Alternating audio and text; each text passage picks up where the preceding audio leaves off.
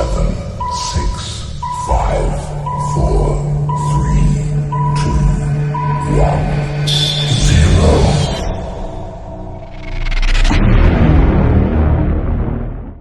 Los participantes de este programa se hacen responsables de sus declaraciones y opiniones emitidas durante la transmisión.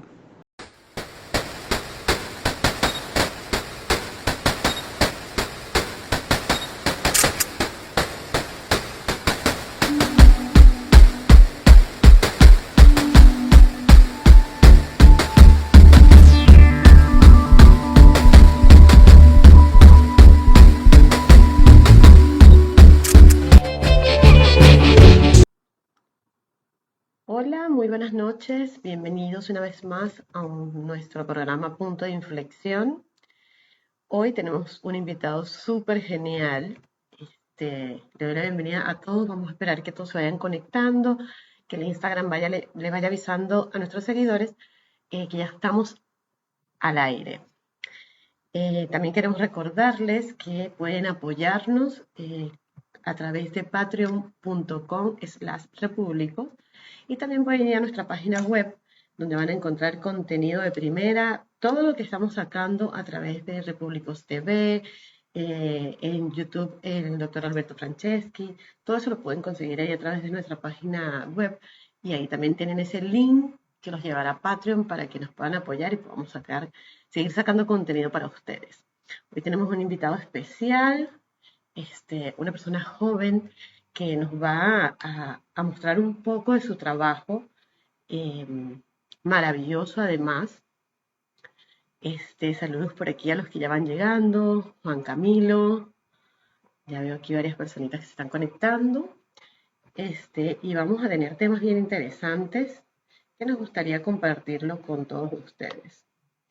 Así que vamos a esperar que nuestro invitado llegue. Hoy tenemos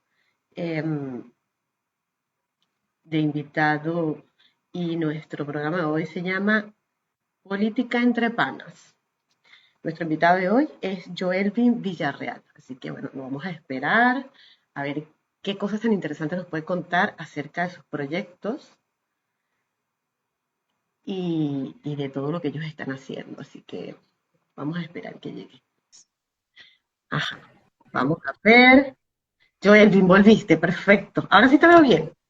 ¿Me escuchas bien? Sí, te escucho bien. ¿Tú me escuchas perfecto? Te escucho perfectamente. Yo creo que todos te escuchan muy bien. Ahora sí te veo muy bien. Bienvenido a Punto de Inflexión. Muchísimas gracias.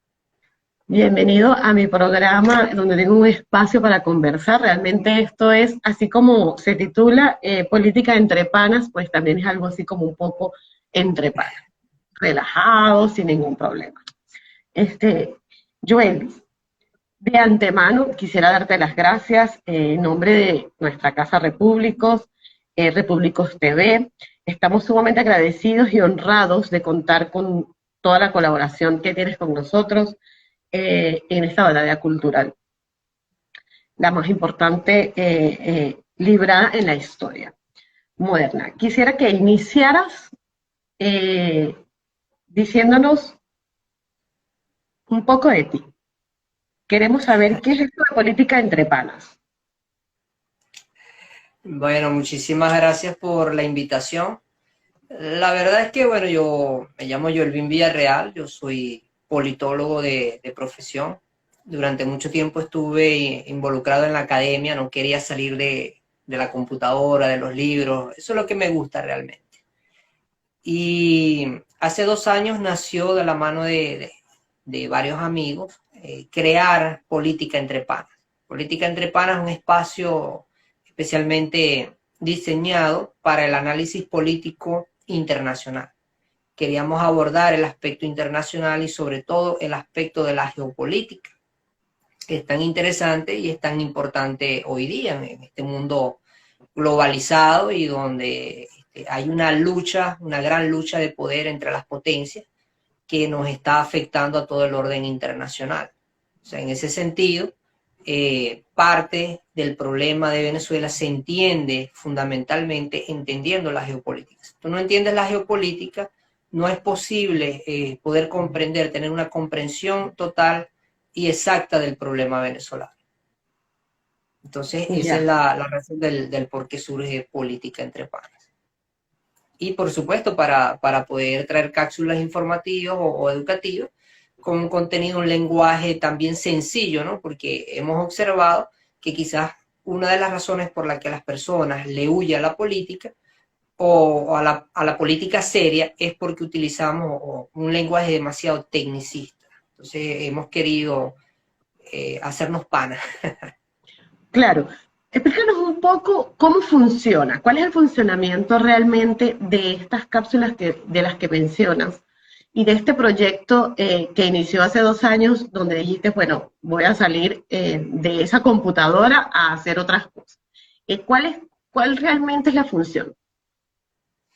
Bueno, como ya lo venía planteando, creo que Política Entre Panas ha sido una transición entre la academia y la calle, e ir a lo práctico, a lo pragmático. Entonces, Política Entre Panas tiene entre los dos. Nosotros comenzamos en una cuenta Twitter y luego abrimos una acá en Instagram.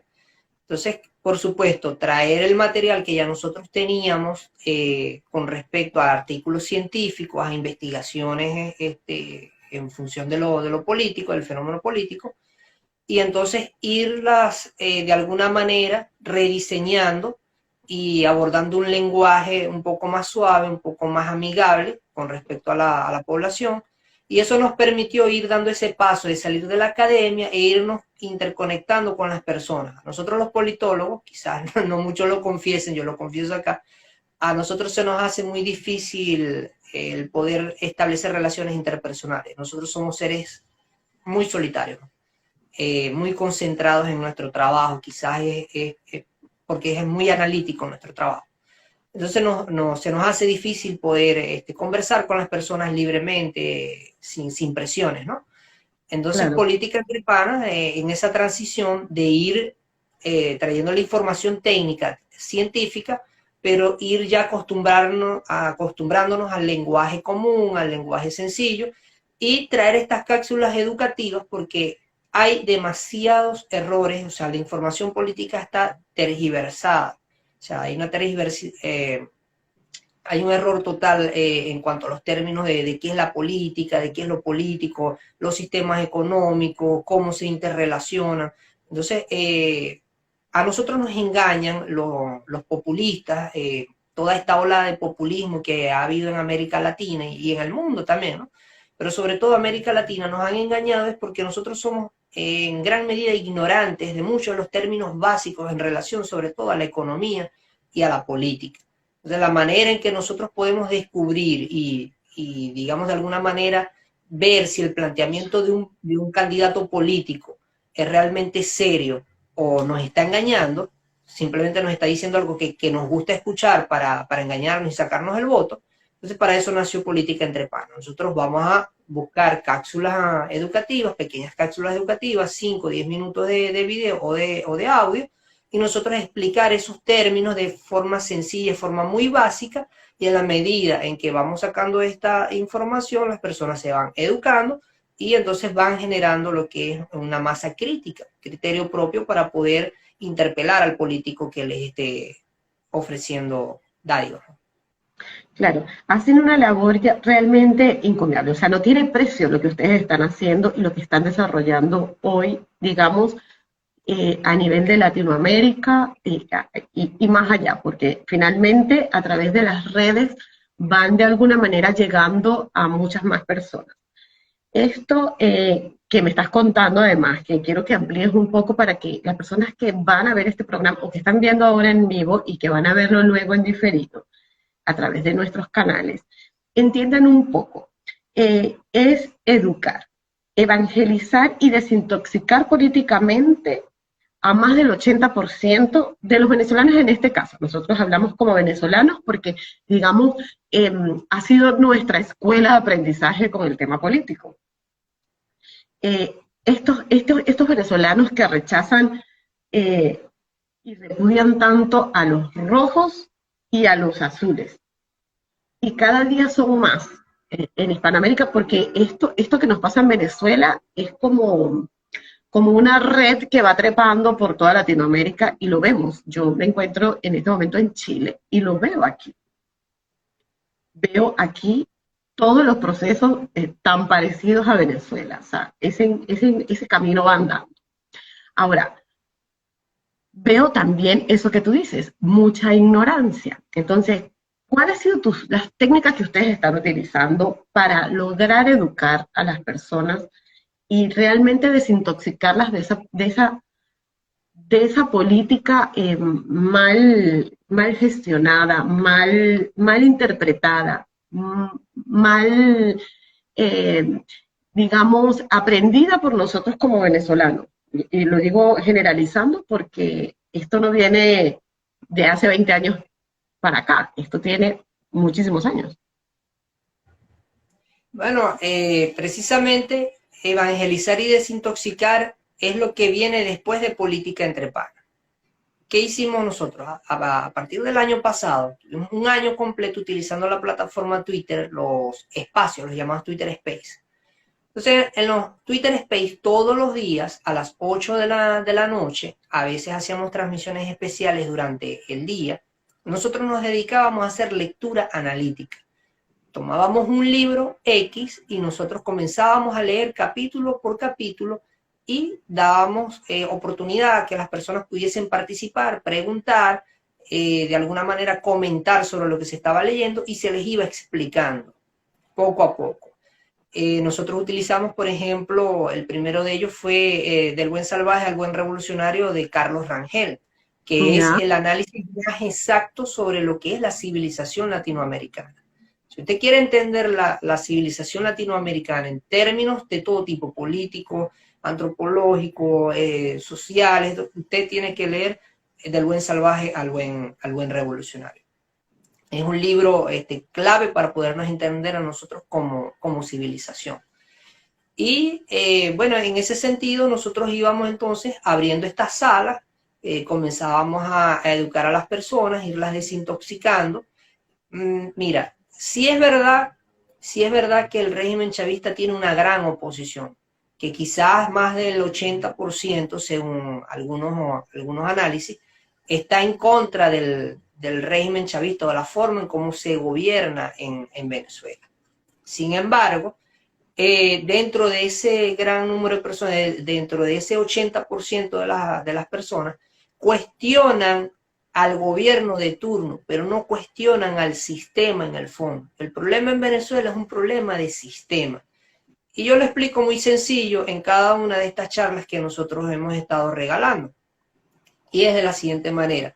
Si nosotros tenemos una receta para hacer una ensalada o para hacer una sopa, ¿no? Un plato X de comida, pero esa receta está mala, si esa receta no está bien hecha, de pronto buscamos una cocinera de acá de la urbanización o del barrio, le decimos, mira, hazme esta sopa, y la persona llega y hace la sopa siguiendo las instrucciones que están allí en la receta, y queda mal. Entonces en el barrio van a decir, no, lo que pasa es que es la cocinera, es porque es del barrio, es porque es de la organización, vamos a traernos a alguien de afuera, porque eso es un mal que tenemos nosotros los latinoamericanos, ¿no? Que queremos más lo que hay afuera que lo que tenemos nosotros acá, ¿no?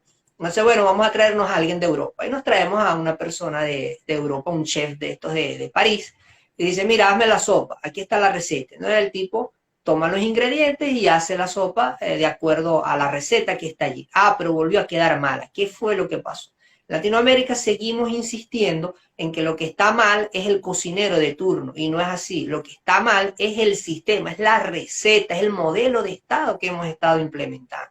Hasta que nosotros no entendamos que el modelo de Estado que nosotros tenemos, que es un modelo de Estado estatista, es decir, de planificación central de la economía, de un gobierno omnipotente y omnipresente, de un gobierno grande y fuerte, hasta que nosotros no entendamos que eso no funciona, que precisamente eso es lo que nos hace fracasar, que lo que funciona es el modelo de república. ¿Y qué es lo que es el modelo de república? Es un modelo que en lo político es conservador, es decir, de gobiernos limitados, de ponerle límites a quien ejerce el gobierno, ¿no? Y de división de los poderes públicos. Ese es el modelo republicano. que el planteamiento económico, el modelo republicano, te plantea es precisamente un mercado libre, es decir, una república federal descentralizada y de mercados libres.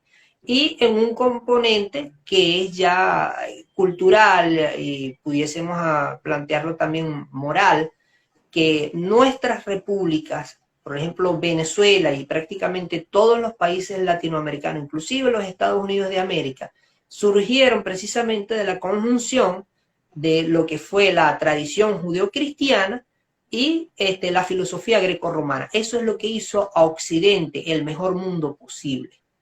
Que nuestro modelo no es perfecto, sí, es verdad, pero es un modelo que se ha ido perfeccionando a lo largo de estos siglos y que ha resultado en el experimento político y social más exitoso de la humanidad. En 400, 500 años de implementación de este sistema somos 7.000 millones de seres humanos. Eso era imposible. En todos los siglos, los milenios que pasaron la humanidad, nunca había superado ni siquiera los 1.000 millones, los 2.000 millones, porque no había un modo de producción que sostuviera. Hoy en día el problema del hambre no es un problema de producción, no es un problema de modelo, es un problema de nosotros, de no querer implementar el conocimiento, la tecnología que ya nosotros tenemos.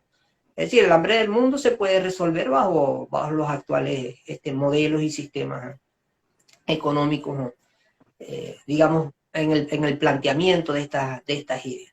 Entonces, nosotros en Latinoamérica tenemos que conversar y tenemos que replantearnos sobre lo que fue la fundación de nuestras propias naciones, de nuestros propios países. Nuestros padres fundadores fundaron repúblicas federales descentralizadas y de economía libre, porque eso fue lo que funcionó, eso era lo que funcionaba. Pero nosotros nos empeñamos en irnos por el camino contrario. ¿Por qué? Bueno, por intereses de élites en muchos de nuestros casos. ¿Tú crees que la mayoría de nuestros gobernantes y de nuestros políticos no entiende esto? Claro que lo entienden, pero el que entiende esto también entiende que una de las maneras de poder tú ejercer control social sobre las poblaciones, sobre las masas, es precisamente teniéndolas empobrecidas, es teniéndolas en la ignorancia política, ¿no? Y muchos de nuestros gobernantes entienden eso y lo aplican. Claro, eso es lo que hemos ido viendo de alguna forma que va pasando de un país a otro en Latinoamérica. Definitivamente, este sistema que en vez de debilitarse, se va fortaleciendo. Esto que ustedes hacen, de alguna manera, ayuda a que la sociedad, el ciudadano, empiece a entender cosas que no, tal vez ni siquiera podían imaginárselas, porque finalmente yo considero que el venezolano en la llegada de Chávez era ignorante totalmente de la política. Yo cuando Chávez llegó, no sé, tendría 20 años, y este señor, o sea, uno no sabía quién era ni siquiera, uno sabía quién era el presidente, pero no pasabas de ahí, porque no era ni siquiera importante quién era el ministro de Economía, quién era el ministro de Educación, quién era el ministro de Salud. Tú no lo sabías, no estabas pendiente de eso. Pero cuando Chávez hace todo esto, sacude de alguna manera al ciudadano y hay una generación que empieza a poner atención y dice, ya va. Este señor fue un golpista que de alguna manera las élites lo llevan al poder y nosotros ¿dónde estábamos parados? O sea, esa generación de adolescentes, de jóvenes que ya podíamos votar a los 18 años, teníamos que empezar a entender de la política. No lo sabíamos, porque eso no te lo daban en tus estudios de bachillerato. Tampoco te educaban en la universidad de esa parte que es tan importante para el ciudadano. Esa importancia que tiene esto para nosotros aprender a elegir al gobernante, para poder modificar los sistemas, para poder exigir algo que realmente nos sirva como nación, como ciudadanos, como parte de un país. Esto en Latinoamérica, lo que estamos viendo ahora, ¿tú consideras de verdad que bajo esto que ustedes día a día, y lo hacen y los admiro muchísimo, empieza a generar frutos? ¿Qué ves en la gente? ¿Qué escuchas en esos space que tú haces cuando hacen preguntas? ¿Tú sientes que la gente comenta? ¿Qué comentan? O sea, empiezan realmente a darse cuenta, a despertar. Pero lo primero que tenemos que entender es lo siguiente, es el método Gramsci. El método Gramsci, para bien o para mal. Antonio Gramsci, que fue un intelectual de la izquierda, luego de su línea argumental, surgieron seres como Foucault, como Bandí, Guattari, ¿no? Deleuze, todos estos personajes fueron los que formaron a nuestras élites. Ellos se metieron en las universidades, ellos se dieron cuenta que entrando al sistema educativo, controlando el sistema educativo y luego controlando los sistemas de comunicación social y todo lo que tenía que ver con los centros culturales, en un mediano a largo plazo iban a lograr el objetivo. ¿Qué decía Gramsci? Que la revolución no se iba a lograr por las armas, sino por los votos. De esta manera. Ellos tuvieron un trabajo muy paciente de más de 60, 70 años, 80 años. Muy pacientes, muy pasivos, allí envenenándonos. El resultado que tenemos hoy día en Latinoamérica viene de nuestras propias universidades, viene de nuestra educación. Nosotros fuimos educados para ser estatistas, nosotros fuimos educados para el socialismo. En las universidades no te enseñaban ni siquiera a ser emprendedor, nada de eso. Siempre te enseñaron a ser empleado y empleado público. ¿No? ¿Sí? ¿Qué es lo que hemos visto nosotros y qué es lo que se ha estudiado y de acuerdo a todos estos fenómenos que se han dado en Latinoamérica? Que por eso es que se parecen. Todos estos fenómenos se parecen y tú lo vas a observar que es como si fuese un manual, como si fuese un libreto. Una de las últimas actualizaciones de ese libreto es el libro que se llama Discurso y Poder, de Teun A. Van Dijk. Tú lees el libro de Teun A. Van Dijk y tú te vas a dar cuenta del discurso de Boric, del discurso de Maduro, del discurso de Petro, del discurso de absolutamente todos ellos. Inclusive hasta los términos de lo que es para nosotros lo que es racismo, es diferente para ellos. Y hay que leer el concepto de ellos de racismo para entender cómo es que ellos logran entonces manipular todas estas masas en base al discurso de la desigualdad social para poder tomar el poder. ¿De qué es lo que se debe hacer o qué es lo que estamos nosotros trabajando? Tenemos que hacer lo mismo que ellos, pero lo contrario. Es decir, nosotros tenemos que volver a rescatar los centros educativos, tenemos que volver a rescatar los centros culturales, tenemos que rescatar los medios de comunicación y levantar células, si se quiere, dentro de muchos estratos de nuestras sociedades para ir desintoxicando la mente de todas estas cosas. Y el trabajo se está haciendo, gracias a Dios ha tenido una buena recepción. A las personas les gusta porque están escuchando algo distinto. No es tanto quien llega a hablarles, sino que el lenguaje para ellos es nuevo, es novedoso y es lo que están esperando. Esto va a tardar, esto no es una cuestión de soplar y hacer botella. Esto tiene su proceso, pero como dijimos nosotros, alguien tenía que comenzar a hacerlo, alguien tiene que comenzar a hacerlo. Entonces, muchos han estado haciendo este trabajo de forma brillante, excelente. Por ejemplo, Agustín Laje es un ejemplo de ello. Y bueno, nosotros decidimos entrar pues a estos Twitter Space y a las calles. Ahora hay una diferencia que nosotros nos hemos percatado. En el Twitter Space, en estos estratos que tienen acceso al internet y a todo esto que según nosotros son los estratos más educados, más formados dentro de las universidades y todo esto, hay más resistencia a estas ideas. Pero cuando tú les planteas estas ideas y estos errores, es más difícil desaprender que aprender.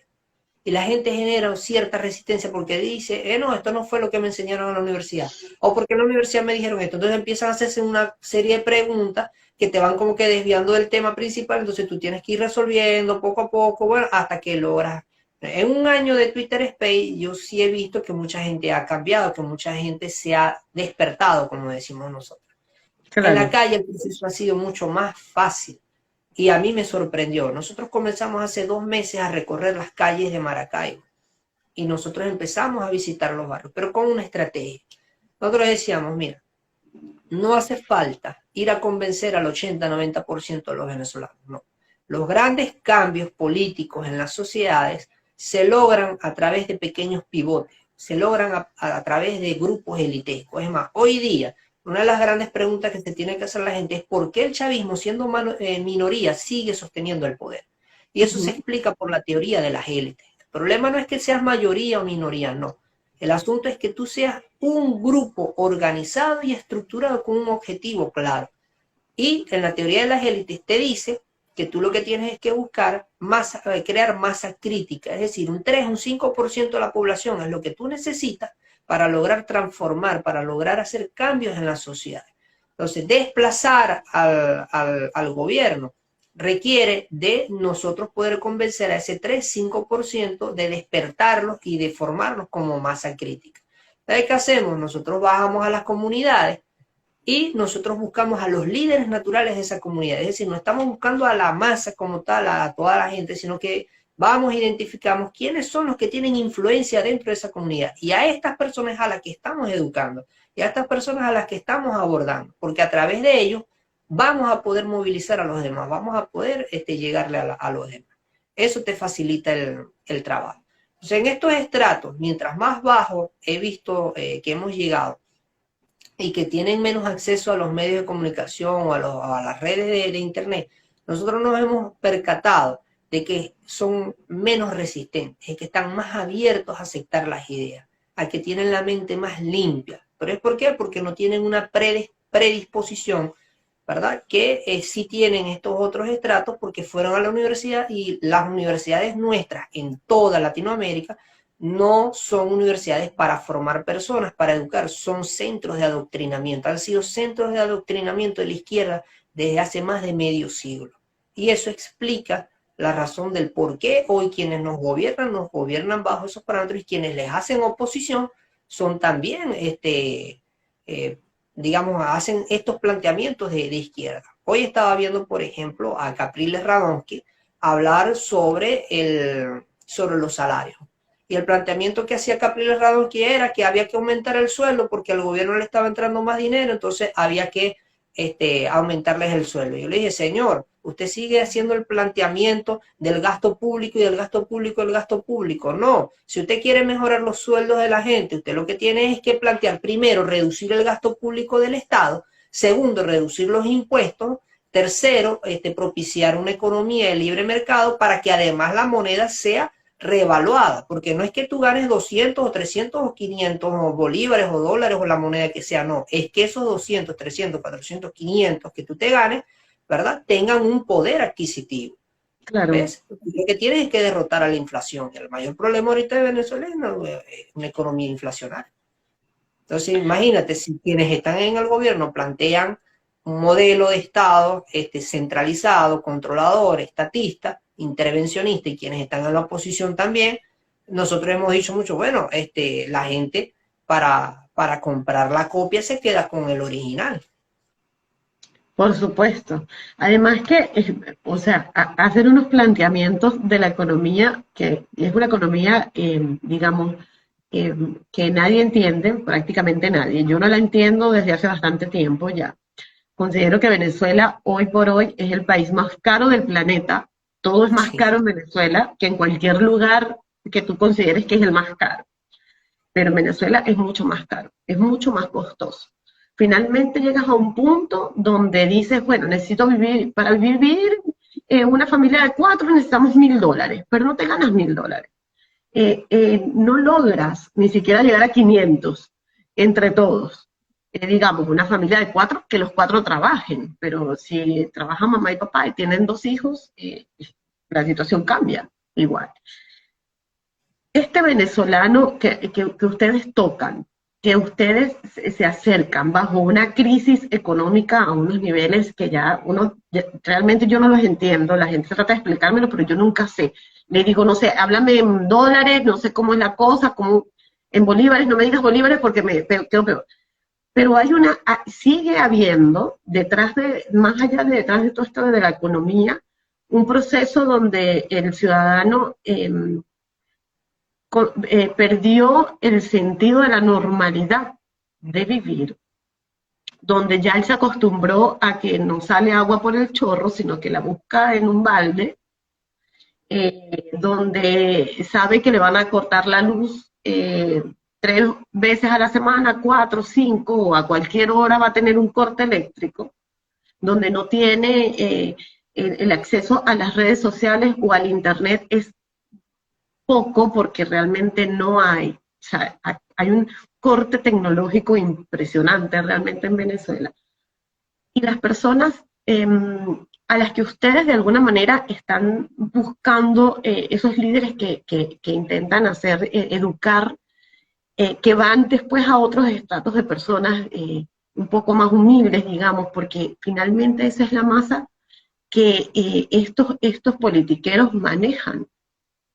Esas son las masas que ellos controlan, porque son las que tienen menos conocimiento, que son más ignorantes de todo, y que si les dicen que les van a dar el bono de la patria número 525.000 de 10 bolívares, que no es nada, no sé ni cuánto es, ellos están contentos. Porque finalmente este tipo de sistemas es lo que siempre se ha dicho, te parte las piernas para después darte unas muletas y decirte, pero si yo te di unas muletas, agradécemelo por lo menos. Entonces la gente se esté agradecida de que me partió las piernas, pero por lo menos me dio una muleta para caminar.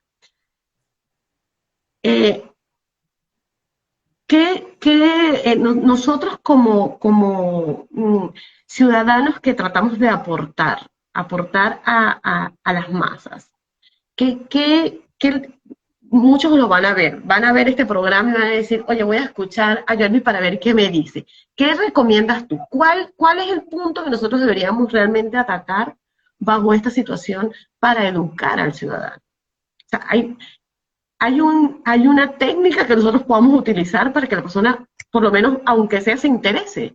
Porque hay mucha gente que no se interesa. Se interesan por la farándula, pero no se interesan por las cosas importantes. O sea, ves más el chisme de Piqué dejó a Shakira por otra y Shakira ahora está con Superman, que Petro es un guerrillero que ahora va a ser presidente, por ejemplo. Y las consecuencias que eso puede traer a Colombia. Por decir Pero algo. es un mecanismo de autodefensa. Las personas están tan agobiadas, las personas están tan hastiadas y están en una situación emocional tan quebrada que precisamente prefieren olvidar la realidad. Es como una droga. Esa es la razón. Parte de lo que han hecho estos gobiernos, y sobre todo el que tenemos acá, es precisamente a través de un esquema muy elaborado, inducir lo que nosotros llamamos indefensión aprendida. Es decir, mecanismos de control social que hacen que las personas estén espiritualmente quebradas, estén todo el tiempo en una situación de depresión, en una situación de presión social, de tal magnitud que nos llevan nuevamente a un estado animal. Nos llevan a un estado animal de solamente pensar en comer, ¿verdad? En poder satisfacer nuestras más básicos requerimientos. Y por supuesto de estar sumisos, de ya ni siquiera protestar, ya la gente siente que protestar ni siquiera vale la pena, o sea, no hay nada que hacer. Entonces por eso el proceso de evangelización y de desintoxicación social que nosotros estamos llevando a cabo no solamente aborda un espacio político ideológico, digamos, de mostrarle a las personas cuáles son las fallas del sistema actual y cuál es el modelo de Estado o de sistema que debemos de utilizar, implementar para poder solventar todo esto, sino que también estamos abordando la parte emocional. Fuimos a las escuelas de psicología y nosotros hemos estado llevando personas expertas en psicología y en todo este tipo de áreas para que aborden la parte emocional de estos líderes, de estas personas. ¿Ves? Porque no hay familia en Venezuela que no esté destruida, que no esté quebrada. Así es. Entonces eso hay que trabajarlo. Y una tercera fase que nosotros también estamos implementando, que tiene que ver con lo espiritual. El venezolano, independientemente si es católico, si es evangélico, si es lo que sea, el venezolano necesita creer. El venezolano es un ser creyente, es un ser espiritual, ¿no? Y de hecho, fíjate que en uno de los análisis, uno de los tantos artículos científicos que se han sacado acá en Venezuela, una de mis amigas, una colega, escribió precisamente cómo inclusive han utilizado a la religión, a la espiritualidad dentro del discurso político para manipular a los venezolanos. O sea, ha sido un factor clave del chavismo, ¿no? Fíjate que Chávez de pronto aparecía un día con un Cristo en la mano y era católico. Al día siguiente aparecía abrazado con los evangélicos y era evangélico. Después Y aparecía con los collares. y era Babalao, y así sucesivamente, y era todos al Así es. mismo tiempo, o sea, los manipuló a todos. Sí, sí, sí, sí, Entonces, sí, sin duda. nosotros lo abordamos en esas tres áreas: una área político-ideológica, un área emocional y un área espiritual, donde traemos un cura, un pastor, cualquier personaje religioso que pueda abordar esa situación. Entonces tiene que ser una formación integral en esas tres áreas. Si hace falta un conocimiento muy técnico en cuanto al modelo. O sea, aquí el secreto es el modelo. Yo les he explicado a todos ellos que cuando cae la Unión Soviética, y es que a mí me lo han preguntado, mira, pero es que estos tipos hacen trampa en lo electoral, estos tipos son violentos, ¿cómo vamos a hacer? Y yo les digo, bueno, hay una forma de nosotros desplazar del poder al actual gobierno sin la necesidad de quemar un solo tiro en el país. No hace falta implementar la violencia para sacarlos del poder. Y la gente queda sorprendida y me dice, ¿cómo? Yo, bueno, acuérdense que la Unión Soviética era el poder político militar más peligroso que ha habido en la Tierra. El poder de las armas nucleares, no comían cuentos para fusilar a la gente o ahorcar a la gente en plena plaza pública. O sea, era un sistema violentísimo. Súper O sea, agresivo, claro. el chavismo queda en pañales de Maduro, toda esta gente, José Gregorio Hernández, delante de Stalin y delante de todos estos tipos. Son unos bebés. Todavía Venezuela no ha llegado a los niveles que llegó Yugoslavia, a los niveles que llegó cualquier país que haya padecido la cortina de hierro en la Unión Soviética.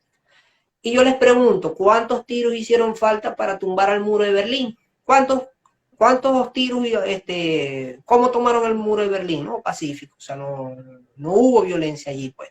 Digamos, los soldados no arremetieron contra la gente. Yo les digo, en Polonia, ¿ustedes saben cómo fue el proceso de Polonia? Al final del cuento, a Lech Walesa lo llevaron a una elección. Y mira cuáles eran las condiciones de esa elección. A él le dijeron, señor Walesa, nosotros vamos a legalizar su partido con una condición. ¿Y cuál es esa condición? Bueno, la condición es la siguiente: del 100% de los escaños que nos vamos a pelear en las elecciones, ya nosotros tenemos el 50%. Y el otro 50% es lo que vamos a dejar que usted pelee. Y además de eso no va a tener acceso a la prensa, no va a tener acceso a nada de eso. Usted lo que puede es repartir papelitos en la calle, pero más nada. Dime tú irías a elecciones bajo esas condiciones? Jamás y nunca. Aquí no iría. Y Lech Walesa se fue con esas condiciones y ganó las elecciones. Entonces, luego ves el proceso de Rumania. En el proceso de Rumania sí hubo algo violento, ¿no? Entonces tú tienes que hacer ese análisis comparado. ¿Por qué en unos lugares de la Unión Soviética el proceso fue violento y por qué en otros el proceso fue pacífico? ¿Y cuál es ese elemento que los une a los dos? Porque no es la diferencia, es el elemento que los une a los dos para haberlo logrado. Y el elemento es precisamente que ningún sistema político en el mundo se sostiene si su base moral es quebrada. Y la base moral viene del sistema político ideológico. ¿Qué fue lo que hicieron en Polonia durante 10 años? Walesa y su movimiento durante 10 años lo que hizo fue quebrar las bases morales del sovietismo, es decir, el sistema político ideológico del sovietismo. Y fue lo que les permitió a ellos, igual en Alemania, permitirles a ellos que al momento de accionar, al momento de llegar a exigir el cambio, los mismos soldados, la misma gente que sostenía el régimen, no se atrevió a hacer nada porque el sistema estaba moralmente quebrado. En Venezuela tú no has logrado moralmente quebrar al sistema. ¿Por qué? Porque la misma oposición defiende el sistema de fondo. ¿Qué es lo que dicen ellos? Que el error está en cómo ejerces el gobierno y no en el sistema. Más allá de que lo hayan utilizado de eslogan, porque muchas veces en Venezuela han utilizado eslogan, hay que cambiar el modelo, hay que cambiar el sistema, pero cuando te presentan el proyecto que ellos tienen, es el mismo modelo, solo que un poquito más maquillado. Entonces no quiero... Y sacan la constitución de Chávez y la honran. Claro, o sea, no logras quebrar moralmente el sistema y no lo vas a lograr nunca. Entonces, fíjate, mucha gente me dirá, no, pero 10 años. Bueno, cuando la internet llegó y las nuevas formas de interactuar de las personas cambiaron por allá del año 2000 en adelante, 99, 2000 en adelante, también ese tipo de factores cambiaron. Fíjate que en Yugoslavia no necesitaron 10 años, en Yugoslavia solamente necesitaron 2 años y medio de trabajo. Milosevic, que era un tipo cruel, que era un tipo que había llevado a su país a la guerra, unas guerras muy fuertes en los Balcanes, que había sido bombardeado durante 78 días por la OTAN, y luego él salía y decía, derroté a la OTAN, derroté a los Estados Unidos, derroté a todas las potencias de Europa, y yo me quedo en el poder. El tipo se burlaba públicamente de eso, él sobrevivió a esa situación política. Y un año después de eso, la gente fue a elecciones, unas elecciones donde hicieron trampa, como siempre hacían trampa, no era algo extraño que hicieran trampa. Y él decía, bueno, la gente siempre me protesta 2 o 3 semanas y luego se calman y se van a su casa. Esta vez la situación fue distinta. Hizo la trampa y confiado con la cuestión de que ya venía de derrotar a la OTAN y de haber matado a media población, porque la cantidad de fosas comunes e incluso hasta campos de concentración que había en Yugoslavia, eso daba miedo. Y sin embargo, en esas elecciones hicieron trampa y la gente fue y reclamó. Y las Fuerzas Armadas abrieron el camino a la gente y Milosevic se tuvo que ir del poder. Al final del cuento, para derrotar a Milosevic no hizo falta tampoco utilizar la violencia.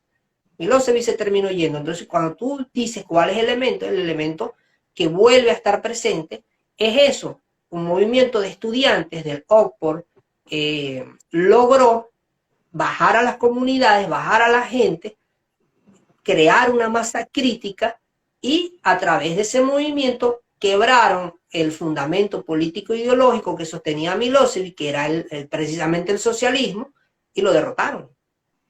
Eso es lo que se hace. Tú tienes que derrotar el fundamento político e ideológico.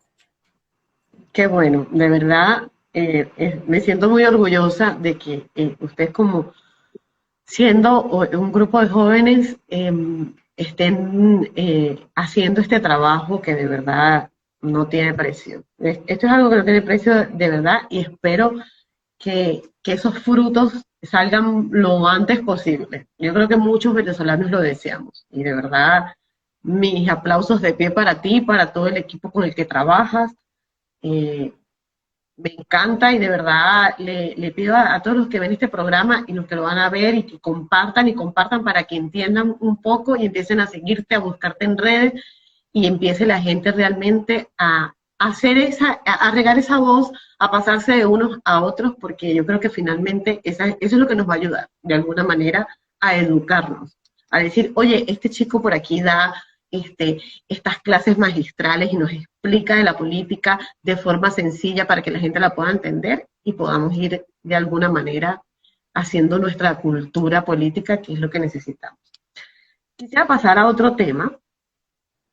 Hoy por hoy está el que no quiere abrir los ojos porque no quiere y el que está cómodo como está y no le importa realmente el resto de lo que pasa en el mundo. Pero ahí el cuarto poder, digamos, en cada país hoy en día y globalmente son los medios de comunicación. Los medios de comunicación son el cuarto poder. Te voy a citar un Twitter para darte un ejemplo. Twitter del doctor Omar Bula dice: el hijo de Joe Biden, involucrado en corrupción de gran calibre, anda por ahí en pelota con prostitutas y cocaína. Y la prensa no dice nada. La prensa lo ignora. Corre por las redes, pero la prensa no lo dice. Los grandes canales, mudos. Guerra entre muchas partes del mundo. Hay muchas. Y para los medios solamente existe la de Rusia y Ucrania. Esa es la única guerra que hay. No hay más. Manifestaciones masivas en contra de medidas progres, inflaciones por doquier, crisis alimentarias provocadas. Y los medios no dicen nada. ¿Cuál es tu opinión? ¿Son medios de manipulación masiva o son medios de comunicación? Mira, ahí volvemos al tema que estábamos discutiendo hace rato. Discurso y poder de Theon Van Dyck. Y Foucault tiene un libro que se llama Déjame pensar porque el título siempre se me va. Bueno, se me olvidó. Pero toda esa línea, Foucault, Van Dijk y demás, ¿no? Estudian algo que se llama, o han desarrollado algo que se llama análisis crítico del discurso. Y es precisamente, fíjate, el 90% de los medios de comunicación en el mundo están en manos de 6 corporaciones. Solamente de 6 corporaciones. ¿Qué es lo que está ocurriendo? Que quien maneja el discurso, maneja el poder. Y todas estas grandes corporaciones, todos estos medios que nosotros llamamos, realmente están alineados a un discurso. Siempre lo ha sido, o sea, la historia humana es esa, ¿no? Lo que pasa es que antes había una diversidad, había una competencia de quienes manejaban el discurso. Hoy no, hoy se ha ido esa polarización pues totalmente hacia la izquierda, vamos a llamarlo de esta manera. Que ya, digamos, hablar de derecha e izquierda hoy día también es un poco obsoleto. Realmente los parámetros para medir ahora son parámetros, por ejemplo, el globalismo en el sentido político, no en el sentido económico, son dos distintos. Y por el otro lado, los nuevos nacionalismos, patriotismo, digamos, hay que irle ya buscando una definición a eso, que es la reacción contra el globalismo, ¿no? ¿Qué es lo que yo observo? Yo observo que lamentablemente parte de eso mismo, de nosotros poder volver a recuperar esos espacios que nosotros perdimos, esos espacios que nosotros le cedimos a estas personas. En ese sentido yo no creo que haya medios de comunicación, lo que hay es medios de intoxicación o lo que son medios de manipulación, o sea, nos manipulan. Realmente Omar tiene razón, yo he visto el escándalo del Hunter de hace 3 o 4 años atrás, porque no es un escándalo nuevo, es algo que viene corriendo hace tiempo. Y ahora es que medio ha corrido un poco más, pero no ha tenido la envergadura. Alguien me decía por allí, imagínense que todo eso lo hubiese hecho el hijo de Trump, en lugar del hijo de Biden. Bueno. La cosa fuese totalmente distinta, ¿no? Y eso está pasando a nivel global. Hay que tener mucho cuidado con las teorías conspirativas, porque también han sido utilizadas, muchos de ellos las han utilizado para exagerar cosas o para mentir o tal, y confundir a la gente, ¿no? Y de alguna manera restarle importancia, decir que todo se trata de una conspiración y todo lo demás. Pero realmente algo está ocurriendo, y algo está ocurriendo en el mundo occidental que pareciera empeñado al suicidio. A mí me sorprende lo de Holanda. ¿Cómo es que Holanda emite esa serie de medidas, ¿no?, que afectan al 50% de los granjeros del país, de la producción de alimentos del país? Son un suicidio. ¿Cómo vas a hacer esto, no? Entonces, y no se observa, o sea, hay una rebelión en el país por estas medidas y tú no lo observas en los medios de comunicación. Pero que Omar Bula Escobar es una de las personas más brillantes que existe hoy día en la geopolítica. Yo siempre recomiendo que vayan y lo busquen, que lo lean. Además que es una persona humilde, es una persona abierta. Yo he tenido la oportunidad de conversar con él e incluso de tenerlo como invitado en las clases de geopolítica. Entonces, pero es increíble lo que está ocurriendo. Pero el secreto está allí. El secreto está en buscar estos libros, lo que les estoy recomendando. Todo lo que es Discurso y Poder de Theun Van Dijk, todo lo que tiene que ver con las obras de Michel Foucault, todo lo que tiene que ver con Deleuze, con Guattari, con el mismo Gramsci. Allí es donde se entiende por qué el mundo está como está y por qué los medios de comunicación están actuando de la manera en que lo hacen. Y la otra es, sigue el dinero. O sea, ¿en manos de quién están los medios de comunicación? O sea, ¿cómo puede ser posible que el 90% de los medios de comunicación a nivel global estén en manos de 6 corporaciones? Así eso es es. un problema. Eso es grave. Sí, sí es. Y finalmente son los que manipulan toda la información. Sí, Porque estos pulpos de 6 manejan y van controlando Ahora a los más deciden pequeños. lo que está bien y lo que está mal, porque inclusive, por ejemplo, ahora yo abro las salas de Ucrania, yo abro, no sé, cada mes una sala de Ucrania para hacer análisis de cómo se ha ido desenvolviendo ese problema, y inmediatamente que abro la sala me aparece un cintillito que dice, cualquier información con la guerra de Ucrania tiene que no sé qué, o sea, me cuestionan a mí, me censuran y me limitan qué es lo que puedo yo decir y de qué tema hablar o de qué tema no hablar. Sí, sí, ciertamente. Y esto tiene, o sea, esto realmente llega a un punto donde tú dices, ¿qué veo? ¿Qué busco en los medios de comunicación si no me informan, me desinforman y además me manipulan?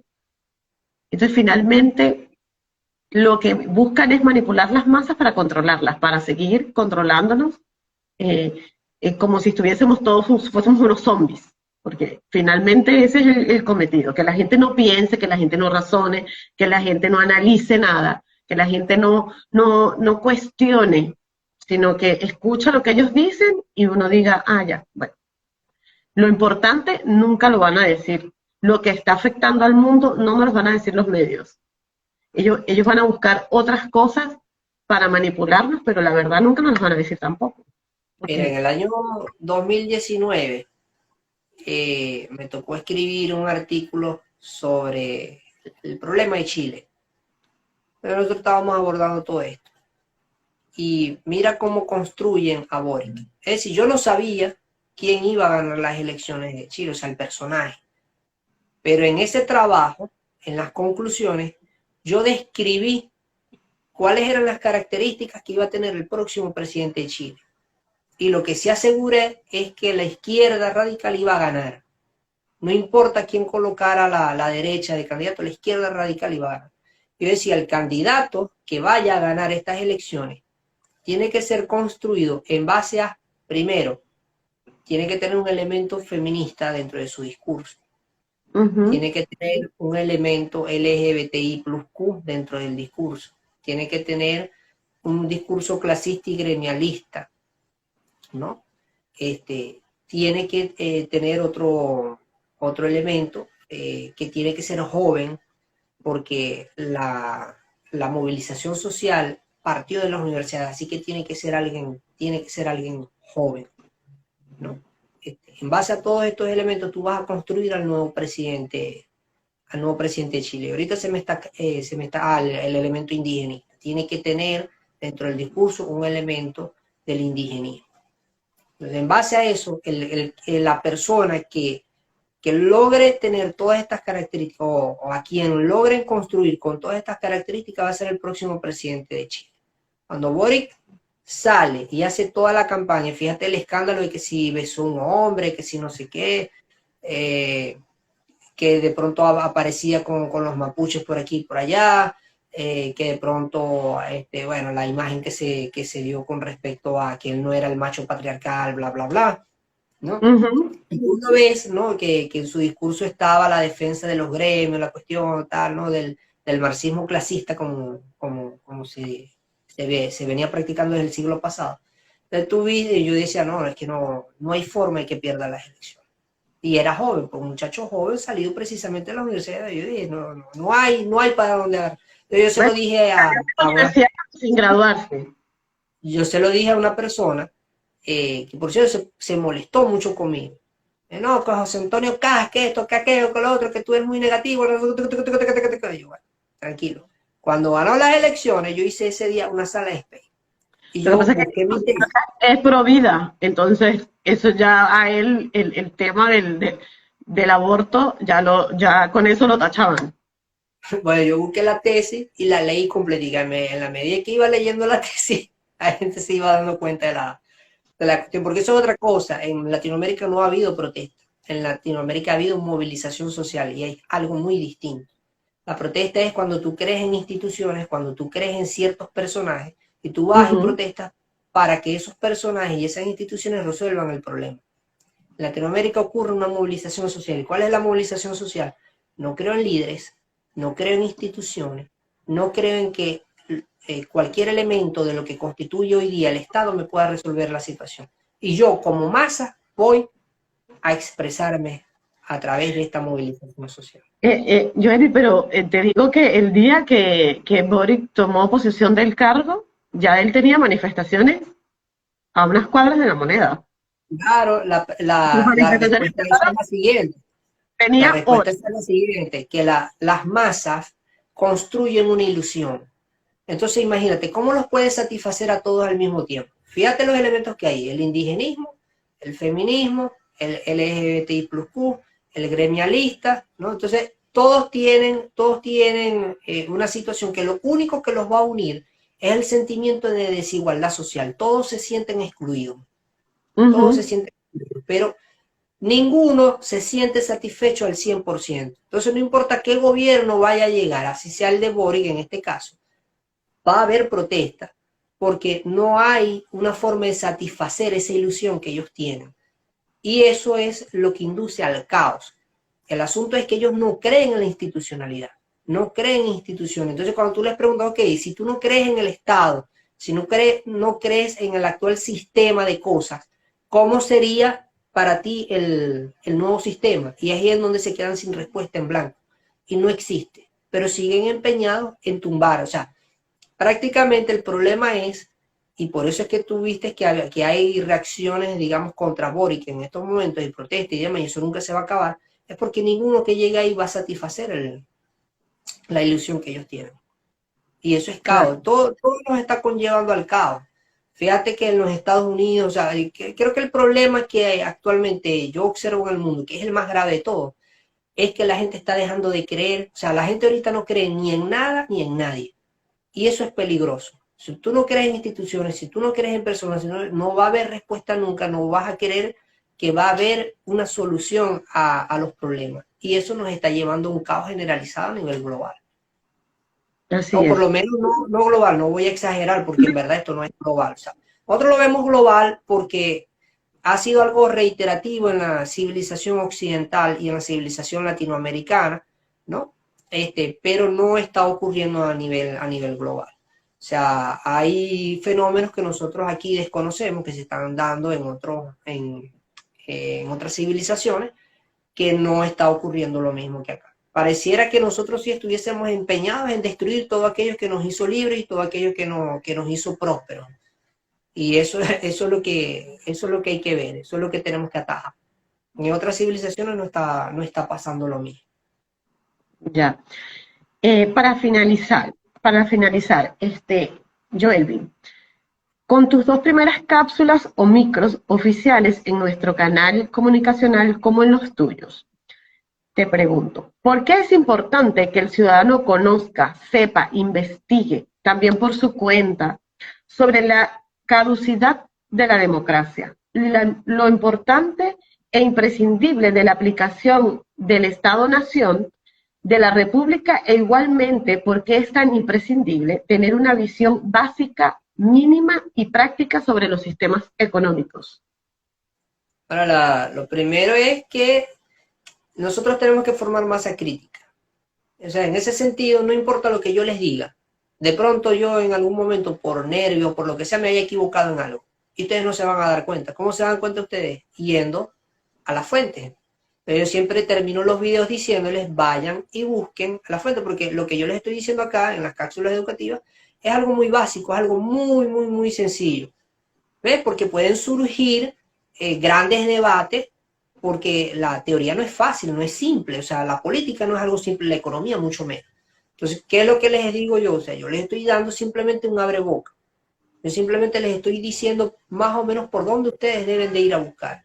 Y ya la tarea del ciudadano es ir a investigar si lo que se le está diciendo es verdad o es mentira. Pues si yo le estoy diciendo, miren, sus políticos les están mintiendo y eso es populismo y demás. Entonces, lo más lógico es que yo les enseñe a que ellos, cualquier cosa que se les diga en radio, en televisión, en redes sociales, vayan e investiguen. Y no vayan a buscar en Wikipedia, eso sí se los voy a pedir. Wikipedia es la peor fuente que existe en el planeta Tierra. Vayan y busquen libros. La información real está en libros o en páginas académicas. Y todavía sí hay que tener un poquito de cuidado, por lo menos con las páginas académicas. Claro. Pero esa es la importancia de investigar, esa es la importancia de saber si realmente lo que yo les estoy diciendo es verdad o no. Y de pronto me pude haber Claro. equivocado en algo y ustedes mismos me dicen, mira, te equivocaste porque dijiste esta cosa y bueno, sí tienes razón. ¿No? O yo te explico de otra manera, no, mira, lo que pasa es que esto, y ahí nos vamos entrando a la complejidad. En cuanto al Estado-nación, al fundamento de república, mira, porque precisamente ha sido el mejor sistema político que ha habido en la humanidad. O sea, no ha habido un experimento social que haya funcionado mejor que este. O sea, que los Estados Unidos de América, que Inglaterra, que Europa haya sido el centro del mundo durante estos últimos siglos, no es casual. Fíjate que la mayoría de los inventos que nos salvan la vida hoy día, las tecnologías, pues en general, todos vienen de acá, todos vienen de Occidente, del mejor mundo posible, como decía el doctor Armando Rivas. ¿Ves? Entonces, esa libertad, ese sistema que indujo todas estas series de sociedades productivas, tú no lo viste en otra época ni en otra civilización. Lo que tenemos hoy día son copias de nosotros. ¿Ves? Los Estados Unidos de América se convirtieron en la primera potencia del mundo gracias a esas ideas. Se Así es. convirtieron en los más poderosos por generar riqueza, por generar tecnología. O sea, hay un ejemplo básico. ¿Por qué un muchacho en un garaje en Latinoamérica no es capaz de hacer lo que hizo, por ejemplo, Steve Jobs en un garaje de los Estados Unidos? Y es precisamente por la condición del sistema. Nuestros muchachos en Latinoamérica no tienen las condiciones de libertad, ni las condiciones ni de libertad política, ni de libertad económica para poder haber logrado lo que sí logró aquel otro muchacho. Y ojo, yo estoy seguro y he visto con mis propios ojos muchachos en Latinoamérica con unas mentes brillantes, o sea, con una capacidad de ingenio que sorprende, y que si tuviesen los recursos, mira, ya quizás no sé cuántos premios Nobel, cuántas cuestiones tuviésemos nosotros de este lado. Yo vi muchachos de ingeniería mecánica estudiar por ellos mismos ingeniería aeronáutica y fabricar unos drones y fabricar unas cuestiones que los llevaran a competir en el exterior. Hey, los tipos no hicieron más, no lograron más allá de ellos, porque aquí nadie los ayudó. Y porque, por supuesto, no había las condiciones propicias para que ese emprendimiento surgiera. Para que desarrollaran su ese mismo grupo en los Estados Unidos de América, quizás que de cosas en el lugar. Así es, así es. Entonces vamos a desechar una idea, vamos a desechar un modelo que es el único que ha demostrado ser perfectible y digamos de alguna manera que nos ha dado resultados positivos. Hay que estar locos para destruir lo que tenemos. Así es, así es. Definitivamente necesitamos educarnos. Yo creo que esa es la base de todo, la educación. Las personas tienen que educarse, estudiar, conocer, aprender, pensar, porque finalmente todo este sistema lo que ha hecho es tratar de hacernos no pensar. Eso es lo que ellos han buscado, que no pensemos. Que no pensemos. Y de esa manera controlarnos.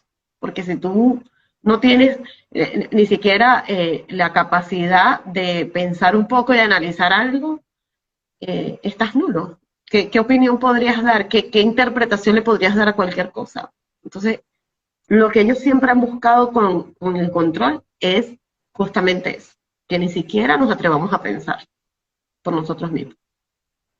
Así es. Un gusto enorme que me acompañaras. Gracias por estar hoy conmigo en este programa. Voy a decir por aquí tus redes, o dilas tú por favor para que los que nos van a ver te sigan, porque es importantísimo que te sigan. Tengo por aquí tu Instagram que es @joelvin. ¿Y en tu Twitter? @joelvinrb. Perfecto. El Así que, Instagram es Joelbimbe.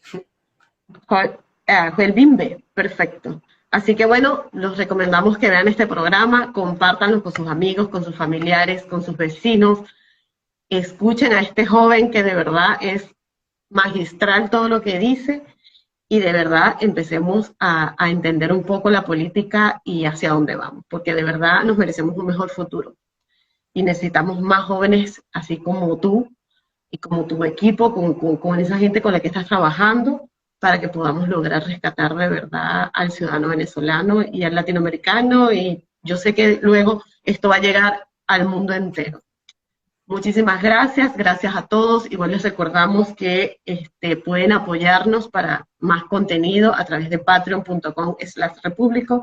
También pueden buscarnos en nuestra página web repúblico.org y ahí van a encontrar todo el contenido y también van a encontrar ese link que los lleva a Patreon para que nos apoyen. Un gusto tenerte, espero que sea la primera de muchas más conversaciones, estuvo súper interesante y bueno, que Dios te bendiga y Dios te cuide. Un beso. Amén, igualmente, gracias. Hasta luego. Chao. Chao.